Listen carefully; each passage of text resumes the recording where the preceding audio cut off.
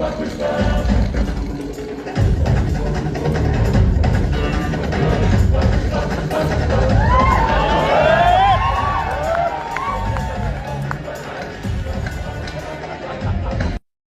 Just আপনাদেরকে একটা প্রমাণ দেখালাম যে বাংলা হিরোরাও সাউথের থেকে কখনো কম নয়। কোনো দিক দিয়ে বাংলা হিরোরা সাউথের থেকে কম নয়।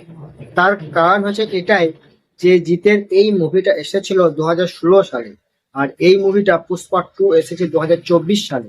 আর এই যে এখানে ধরিয়ে আগুনটা ধরালো, আগুন দিয়ে এখানে এই যে এই কবজির মধ্যে আগুন দিয়ে এই বিড়িটা ধরালো, এটাই প্রমাণ দেয় যেটা কপি সিন।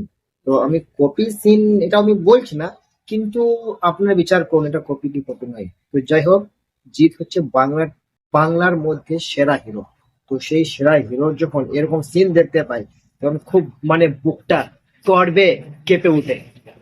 বুঝতে পেরেছেন? তো যাই হোক, জিৎ হচ্ছে আলাদা লেভেলের হিরো। আমি এটা বলছি না যে আল্লু অর্জুন জিতকে কপি করেছে, কিন্তু প্রমাণটা তো আপনাদের সামনে, চোখের সামনেই। বুঝতে পেরেছেন? তো যাই হোক, বেশি কিছু বলবো না। তো মেন কথা এটাই, আমি গর্ব করি জিতকে নিয়ে। কারণ জিত হচ্ছে বাংলা ফিল্ম ইন্ডাস্ট্রিজ এর মধ্যে 1 নম্বর মেগাস্টার, যেই হিরোটা এখনো পর্যন্ত কমার্শিয়াল অ্যাকশন ফিল্ম মানে দমে চালিয়ে যাচ্ছে। বুঝতে পেরেছেন? নিজের দমে এখন অ্যাকশন ফিল্ম করছেন। যাক, জিত হচ্ছেন আমাদের গর্ব।